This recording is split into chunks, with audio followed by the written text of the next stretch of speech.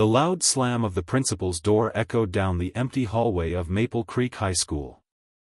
Inside, 16-year-old Ethan Gray, a quiet Indigenous student, sat with trembling hands while 3 teachers stared at him like he was a criminal. Across the desk sat Mr. Collins, the principal, a man known for his strictness and his quick temper. "Ethan," he said coldly, tapping a folder. "We have proof you stole Ms. Turner's laptop." Ethan's voice broke. "But sir, I didn't take anything.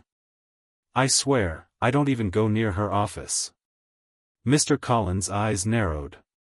"Don't lie to me, son. The janitor saw someone with your jacket near the office last night. That's enough for me." The room went silent. Ethan's jacket, a handmade one, gifted by his grandmother from the reservation, was unique. It wasn't hard to spot.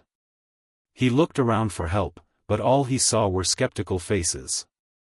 Even Mrs. Pierce, his favorite teacher, looked down, unable to meet his eyes. The weight of injustice crushed him. "You have to believe me. Please," he pleaded. But no one did. By lunchtime, the whole school knew. Whispered rumors floated through the hallways. "He got caught stealing figures, one of them." The words stung like knives. At home, things weren't any better.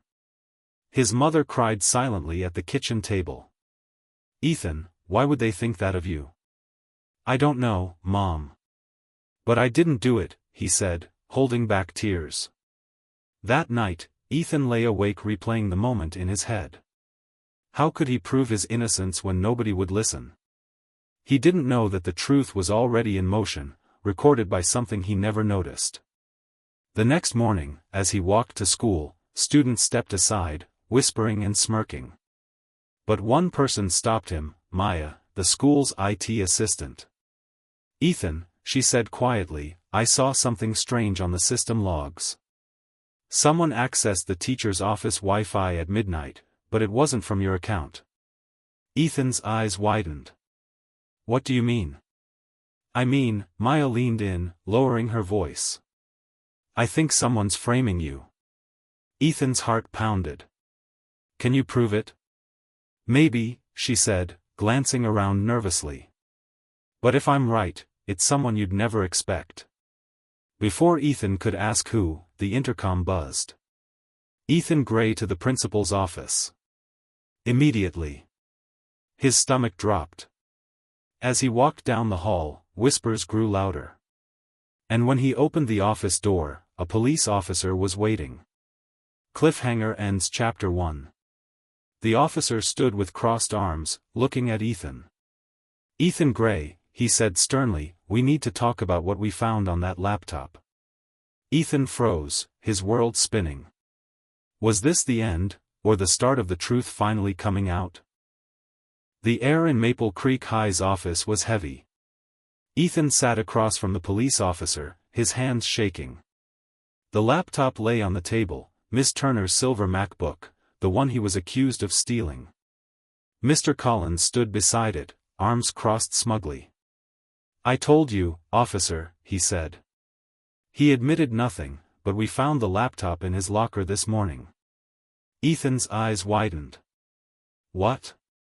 That's impossible." "I didn't." The officer cut him off.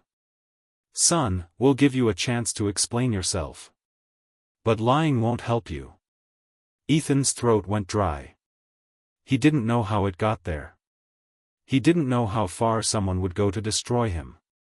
And then, just as Mr. Collins smirked and turned away, the door burst open. It was Maya, out of breath, clutching a USB drive in her hand. "Wait. Don't do anything until you see this," she said, rushing to the officer. "What is this?" Mr. Collins asked, annoyed. Maya plugged the USB into the laptop. "Security footage from the IT servers. The real one, not the edited version you were shown." The entire room froze. The screen flickered to life, showing grainy footage of the school hallway at midnight. There it was, Ms. Turner's office door. And there was a shadowy figure, unlocking it. Mr. Collins leaned forward, frowning. That's not him. The video zoomed in automatically. The figure turned toward the camera, clear as day, Mr. Collins' own son, Jason. Gasps filled the room. Jason, the officer muttered. Ethan's heart pounded as Mr. Collins' face went pale. No, that can't be. But Maya wasn't done. There's more, she said, clicking again. The footage continued, Jason sneaking into Ethan's locker, placing the laptop inside, then running off. Ethan's eyes filled with tears. That's why it was there. The silence was deafening. Finally, the officer stood up. Looks like we've been blaming the wrong person. He turned to Mr. Collins. We'll need to speak with your son. Mr. Collins looked crushed. His arrogance, his assumptions, all shattered in seconds. He turned to Ethan, his voice trembling. Ethan. Ethan stepped back. You didn't believe me. None of you did. Even Ms. Turner, the teacher who had once called Ethan such a nice boy, now looked away in shame. By the next day, the story spread through the whole town. For weeks, Ethan had been branded a thief. Now, the truth was out for everyone to see. Social media blew up with posts. They accused the Indigenous kid, but look who really did it. Justice for Ethan Gray. Reporters came. Parents demanded answers. And for once, the town started questioning the bias they never wanted to admit existed. At school, Maya found Ethan sitting under the old oak tree behind the gym.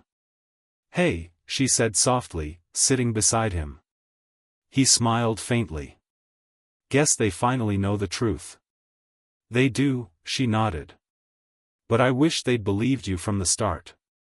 Ethan looked at the distant mountains, his voice calm but heavy. Truth doesn't need to scream.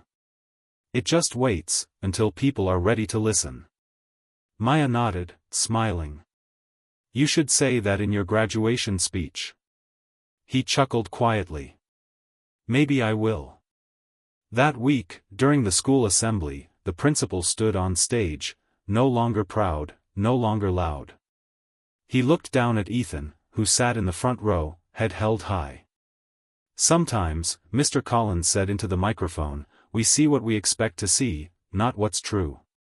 And when the crowd erupted in applause for Ethan, for the first time in a long while, he felt seen. Not as a suspect. Not as a stereotype. But as a survivor of truth.